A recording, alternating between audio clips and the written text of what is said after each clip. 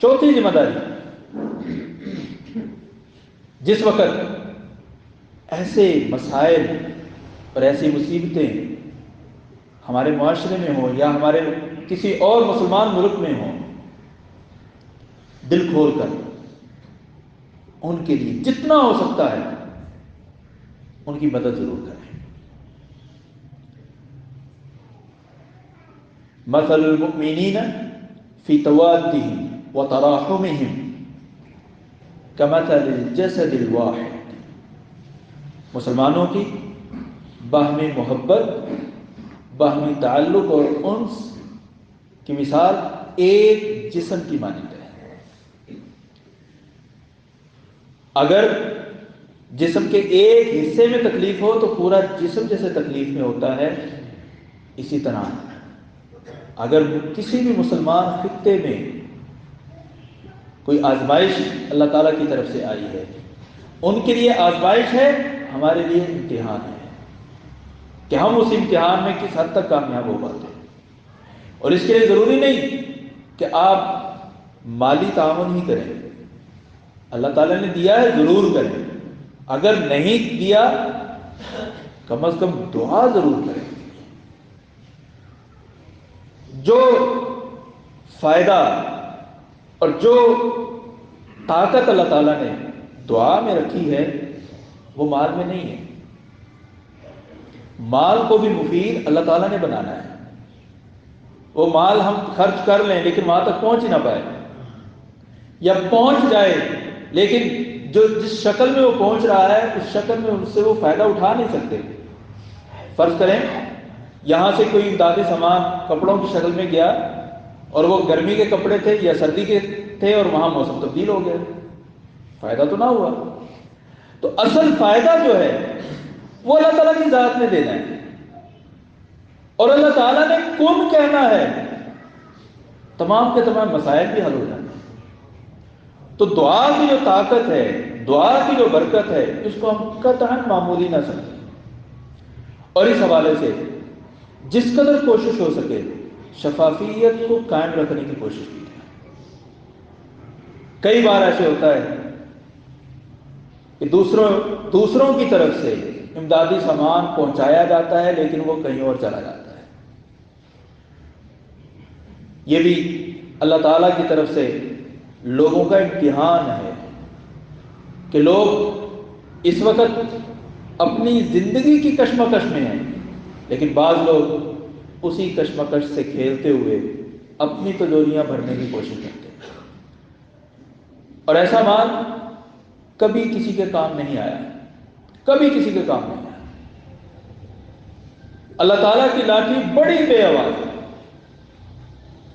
بسا اوقات انسان کی زبان سے نکلے ہوئے کلمات ان کے اثرات فوری نظر نہیں آتے، اگلی نسل میں نظر آتے ہیں۔ میں ایک ایسے خاندان کو جانتا ہوں بہاولپور میں،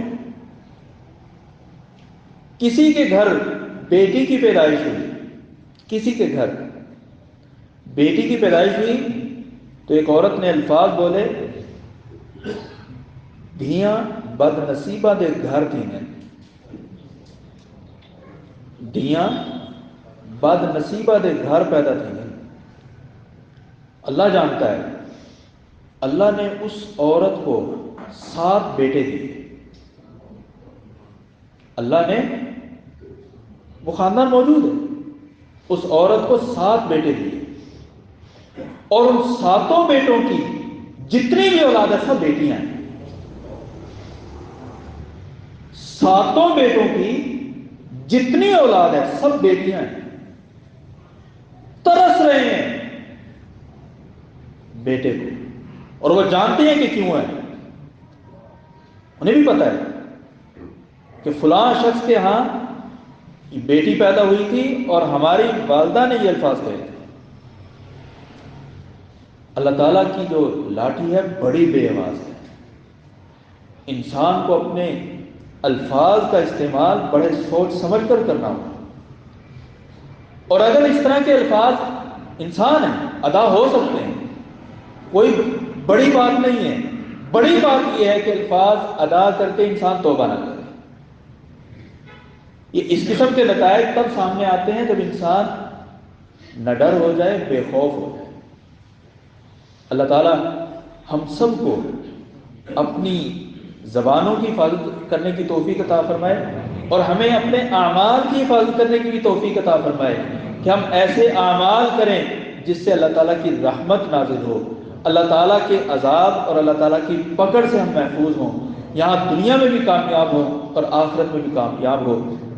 بارک اللہ لی ولکم فی القرآن العظیم ونفعنی وإیاکم بما فیہ من الآیات والذکر الحکیم۔ اقول قولی ھذا واستغفر اللہ لی ولکم ولسائر المسلمین فاستغفروه انه هو الغفور الرحیم۔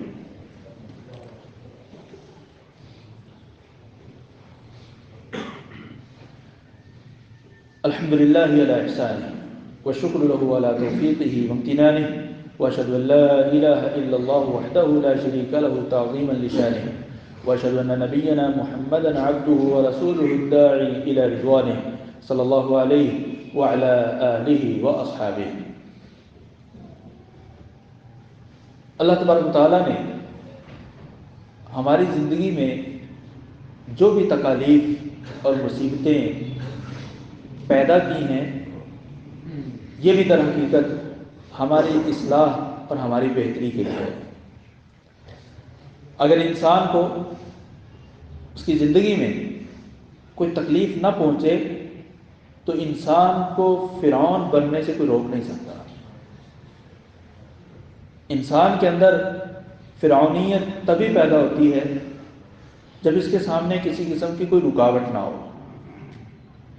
آپ نے دیکھا ہوگا کہ جس شخص کی دو لوگ ہیں، ایک کی اولاد ہے ایک کی اولاد نہیں ہے، جس کی اولاد ہے اس کے مزاج میں وہ سختی، وہ کرختگی نہیں ہوتی جو بے اولاد کے دل میں ہوتی ہے۔ کیوں؟ انسان کی اولاد انسان کے دل سے وہ کرختگی اور سختی ختم کر دیتی ہے۔ انسان دوسروں کو تو سب کچھ کہہ سکتا ہے، لیکن اپنی اولاد کو کہتے ہوئے ذرا سوچتا ہے۔ اپنی اولاد یہ جو مزاج اور طبیعت میں تبدیلی ہے، یہ کس وجہ سے ہے؟ اللہ تعالیٰ نے اولاد دی ہے، اولاد کے ذریعے اللہ تعالیٰ نے ایک شخص کے مزاج کو ذرا معتدل رکھا ہے۔ بیائی نہیں، ہماری زندگی میں آنے والا جو اتار چڑھاؤ ہے، اپ اینڈ ڈاؤن ہے، یہ ہماری زندگی کو سٹیبل رکھنے کے لیے ضروری ہوتا ہے۔ اگر کسی بھی قسم کی کوئی تکلیف ہمیں اس دنیا میں نہ پہنچے، کوئی بیماری ہمارے جسم کو نہ لگے، ہمارے جسم کا اپنا ذاتی دفاعی نظام کمزور ہو جاتا ہے، اور جیسے ہی ہمارے جسم میں کوئی چھوٹی موٹی تکالیف، کوئی بیماریاں آتی رہتی ہیں، ہمارا اپنا جسم کا جو دفاعی نظام ہے وہ ایکٹیو رہتا ہے۔ بالکل اسی طرح کہ جس علاقے میں کبھی چوری نہ ہوتی ہو، وہاں کے چوکیدار اور گارڈ سست ہوں گے، اور جس علاقے میں چوریاں ہوتی ہوں، ڈاکے ہوتے ہوں، وہاں کے گارڈ اور چوکیدار بڑے ایکٹیو ہوں گے۔ تو یہ زندگی میں آنے والے جو اتار چڑھاؤ ہیں، یہ سب کے سب ہمیں اس دنیا کے اندر سٹیبل رکھنے کے لیے آتے ہیں، اور یہ اتار چڑھاؤ بیماری کی شکل میں بھی ہو سکتے ہیں، مہنگائی کی شکل میں بھی ہو سکتے ہیں، آزمائش کی شکل میں بھی ہو سکتے ہیں، کسی ذہنی تکلیف کی شکل میں بھی ہو سکتے ہیں، کسی بھی شکل میں ہو۔ سب سے پہلے ہم ان کو اللہ کی مخلوق جانتے ہیں کہ اللہ کی مخلوق ہے۔ درد بھی اللہ کی مخلوق ہے، خوشی بھی اللہ کی مخلوق ہے، غمی بھی اللہ کی مخلوق ہے، بیماری بھی اللہ تعالیٰ کی مخلوق ہے۔ اللہ تعالیٰ نے کن کہا ہے تو وہ پیدا ہوئی ہے۔ سب سے پہلے اس کو اللہ کی مخلوق سمجھ کر قبول کریں، اور پھر اس کے دور ہونے کا اللہ تعالیٰ سے مطالبہ کریں، اللہ تعالیٰ کی بارگاہ میں گڑ گڑائیں، التجائیں کریں۔ اللہ تعالیٰ آپ کی وہ تکلیف دور بھی فرمائے گا، اور دعاؤں کی وجہ سے درجات بھی بلند فرمائے گا۔